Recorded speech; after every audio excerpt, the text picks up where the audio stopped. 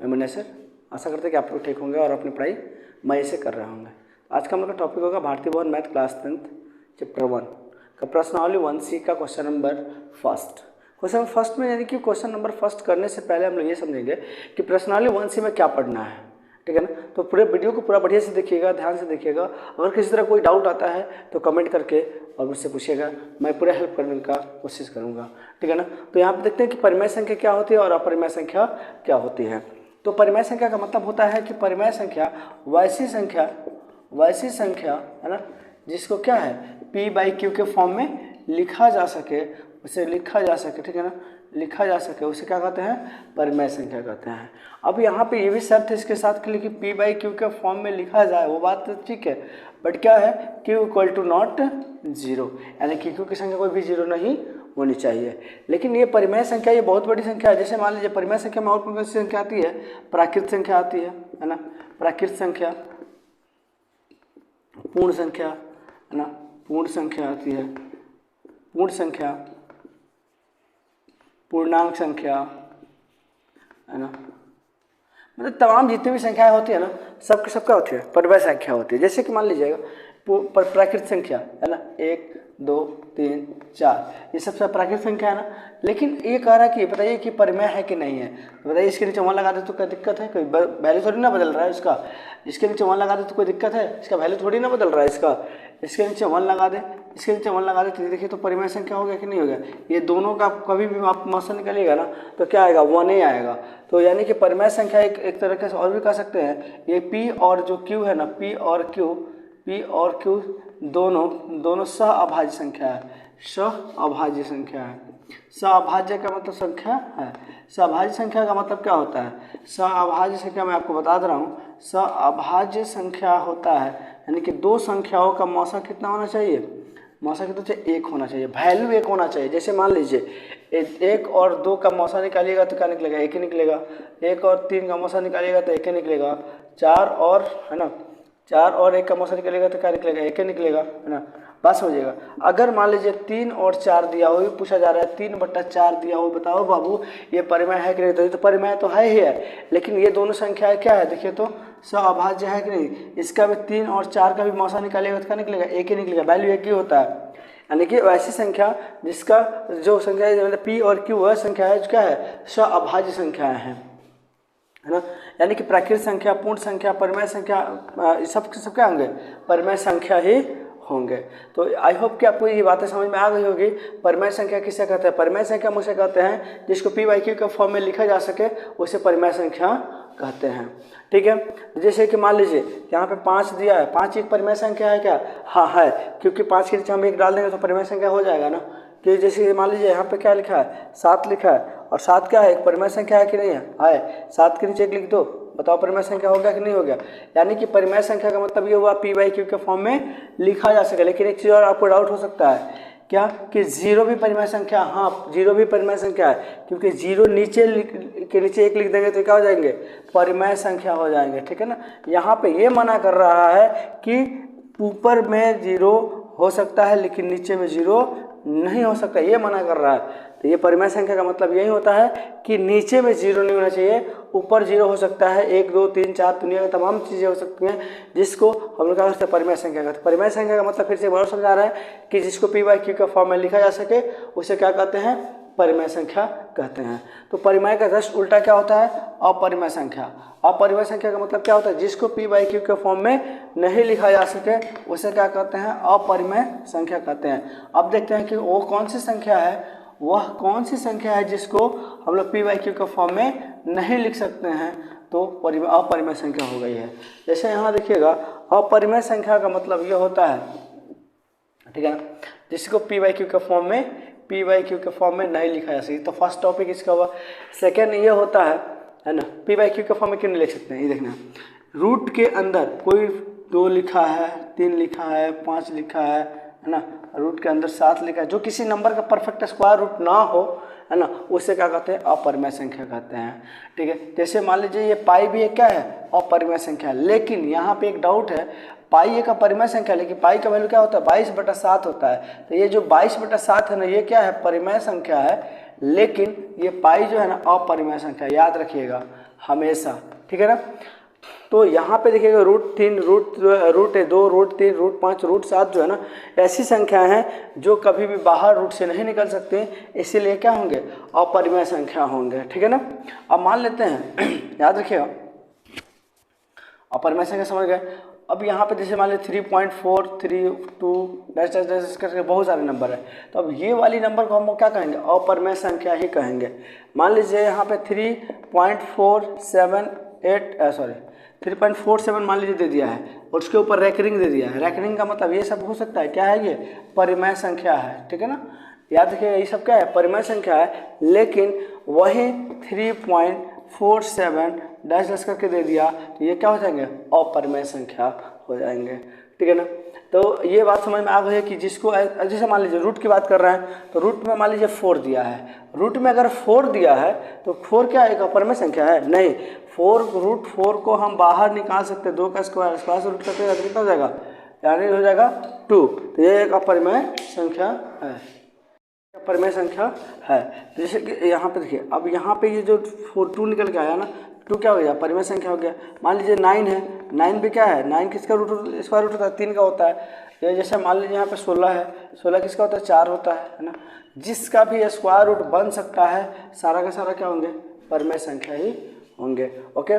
जिसका square root नहीं बन सकता, जैसे मान लीजिए 11 आ गया, 11 क्या है, एक अपरिमेय संख्या है, ठीक है, कभी भी ये परिमेय संख्या नहीं बन सकती है, ठीक है। आई होप कि आपको ये बातें समझ में आई होगी। जैसे एक चीज़ और मैं समझाने की कोशिश करूंगा। अब यहाँ पे ये बात समझ में आएगा ना कि अपरिमेय किसे कहता है। अपरिमेय का मतलब जिसको रूट मतलब क्या है, p/q के फॉर्म में नहीं लिख सकता, फर्स्ट केस। सेकंड केस क्या है, और रूट के अंदर हो और रूट के अंदर किसी का परफेक्ट स्क्वायर ना हो, उसे भी क्या कहते हैं, अपरिमेय संख्या ही कहते हैं। जैसे कि मान लीजिए एक और संख्या और दे दिया, यहाँ पे दे दिया 34.37 डैश डैश करके दे दिया, तो ये भी क्या है, एक अपरिमेय संख्या ही है। तो आई होप कि आपको ये अपरिमेय संख्या और परिमेय संख्या बहुत अच्छी तरीके से समझ में आया होगा। अब देखते हैं कि परिमेय संख्या और अपरिमेय संख्या का योग और गुणनफल या भागफल क्या होता है, ये देख लेते हैं, ठीक है ना। यहाँ देखिएगा परिमेय संख्या, यहाँ पे सबसे पहले लिखेंगे परिमेय संख्या और अपरिमेय संख्या। अपरिमेय संख्या, तो ये दोनों को कभी भी अगर जोड़िएगा ना तो क्या निकल के आएगा, अपरिमेय संख्या ही निकल के आएगा। अगर मान लीजिए कि परिमेय संख्या है ना, और माइनस में अपरिमेय संख्या है, तो भी क्या होगा, अपरिमेय संख्या ही निकल के आएगा। यानी कि कुल मिला जाकर चाहे आप इसको जोड़ें, चाहे आप घटाएं, और चाहे आप गुना करें, चाहे आप भागा करें, यानी कि ये सब भी कर रहा है ना, तो हमेशा परिमेय और अपरिमेय के बदले क्या आएंगे, अपरिमेय संख्या ही आएगा। लेकिन कभी कभार क्या होता है ना, अब ना देखिए कि अब देखेंगे परिमेय और परिमेय क्या होते हैं, परिमेय और परिमेय होंगे, लेकिन क्या होता है ना, अपरिमेय गुने अपरिमेय, ठीक है ना। तो ये कभी कभी क्या होते हैं, अपरिमेय रह जाते हैं, और कभी कभी क्या होते हैं, परिमेय बन जाते हैं। इसे देख लीजिएगा, √3 गुने √3 कितना हो जाएगा, √9 हो जाएगा, जो 3 का होता है। तो परिमेय बन गया कि नहीं बन गया, है ना। जैसे कि मान लीजिएगा यहाँ पे रूट का क्या है, रूट का 2 है, रूट का 3 है, तो 3 दूना 6 हो गया। तो बताइए अपरिमेय का अपरिमेय रह गया ना, 6 भी तो किसी का स्क्वायर रूट नहीं होता है। तो इसीलिए कहा जाता है कि अपरिमेय और अपरिमेय कभी कभी परिमेय में बन जाता है, और कभी कभी क्या होता है, अपरिमेय ही रह जाता है। लेकिन अगर बात करें, और भाग देने पे भी ऐसा ही कुछ सिचुएशन आता है, लेकिन जोड़ने घटाने की बात की जाए, अपरिमेय और अपरिमेय, अपरिमेय और अपरिमेय को जब आप जोड़ लेते हैं, क्या करते हैं, जोड़ते हैं, तो क्या निकलेगा, अपरिमेय ही निकलेगा आपके साथ, ठीक है ना। अगर अपरिमेय और को अपरिमेय से घटाते हैं, क्या करते हैं, अपरिमेय से घटाते हैं, तो भी अपरिमेय ही आएगा, अपरिमेय ही आएगा। बात समझ में आ रहा है ना। हाँ, घटाने में गुना करने में कभी कभी क्या होता है, घटाने में और गुना करने में, सॉरी भाग देने में और गुना करने में, भाग देते हैं मान लीजिए और गुना करते हैं मान लीजिए, तो उस केस में अपरिमेय अपरिमेय कभी कभी परिमेय बन जाते हैं, और कभी कभी अपरिमेय ही रह जाते हैं, ठीक है ना। तो अब देखिएगा परिमेय और परिमेय को रखते हैं तो क्या होता है, अगर मान लीजिए कि यहाँ पे लिखे हम लोग परिमेय संख्या, और परिमेय गुने परिमेय क्या हो जाएगा, हमेशा परिमेय होगा, सिंपल है। अब भाग दे गुना करे जोड़े घटाए परिमेय तो परिमेय ही रहता है, वो चीज़ होने वाला नहीं है। तो आई होप कि आपको ये बहुत बातें अच्छे से समझ में आई होगी, परिमेय और अपरिमेय की कहानी। तो चलिए अब इस पर कुछ क्वेश्चन कर लेते हैं, और क्वेश्चन कैसे करेंगे ये देख लेते हैं। क्वेश्चन देखते हैं, क्वेश्चन कैसे करना है। करें रिक्त स्थानों की पूर्ति करें, ठीक है ना। कैसे देखते हैं, कभी मैंने समझाया है कि परिमेय और अपरिमेय कैसे पहचानेंगे, ठीक है ना। तो उसी के पर्पस पे, उसी के अकॉर्डिंग हम लोग कुछ क्वेश्चन कर लेते हैं, ताकि हमारे पूरा का पूरा कंसेप्ट क्या हो जाएगा, क्लियर हो जाएगा। तो देखते हैं क्या करें, रिक्त स्थानों की पूर्ति करें, यानी कि इसमें के जो खाली जगह भरा हुआ ना, इसमें से चूज करके हमको भरना है, ठीक है ना। आपको समझ में आ गया होगा, ठीक है। तो कह रहा √15 एक डैश संख्या है, और √15 एक डैश संख्या मतलब कौन सी संख्या, √15 क्या है भाई, √15। अगर √15 देख रहे हैं तो ना किसी का स्क्वायर रूट है ना किसी का कुछ है। देखिए अगर आप चाहते हैं तो तोड़ने के लिए 3 × 5 = 15, और एक ही स्क्वायर रूट बन रहा है, नहीं ना बन रहा है, तो ये क्या हो जाएंगे, एक अपरिमेय संख्या, क्योंकि किसी का परफेक्ट स्क्वायर रूट नहीं है, इसीलिए क्या हो जाएंगे, एक अपरिमेय संख्या हो जाएंगे, अपरिमेय संख्या हो जाएगा, ठीक है ना। अब देखिएगा कह रहा है कि √2 और √3, मैंने भी समझा ना, √2 और √2 और √3। अब ये मत समझना कि बाबू कि ये रूट से रूट कट जाएंगे, नहीं, क्योंकि वो अलग है ये अलग है, ठीक है ना। अगर यही रहता √3 और √3 तो कट जाता, बट ये √2 और √3 है तो कटेंगे नहीं, तो ना ही कटेंगे ना ही डिवाइड होंगे, कुछ भी नहीं हो रहा है ना, कुछ भी नहीं हो रहा है। तो यानी कि √2 और √3, आपको पता है ना कि अपरिमेय संख्या को अपरिमेय संख्या से जब भी डिवाइड कीजिएगा तो आपको क्या मिलेंगे, अपरिमेय संख्या ही मिलेंगे। बात समझ में आया। देखिएगा अब आपको बोले हैं कि परिमेय संख्या प्लस अपरिमेय संख्या, परिमेय संख्या प्लस में अपरिमेय संख्या को हम लोग जोड़ते हैं तो क्या मिलता है बाबू, देखो तो ये 4 जो है एक परिमेय संख्या है, ठीक है, और रूट का जो 11 है वो क्या अपरिमेय संख्या है। तो अभी हम लोगों ने समझा है कि परिमेय संख्या और अपरिमेय संख्या क्या निकल के आता है, अपरिमेय संख्या हमको देता है। तो यानी यहाँ पे भी क्या हो जाएगा, अपरिमेय संख्या भी हो जाएगा। अब यहाँ पर देखिएगा 1/√15, 1/5, 1/5।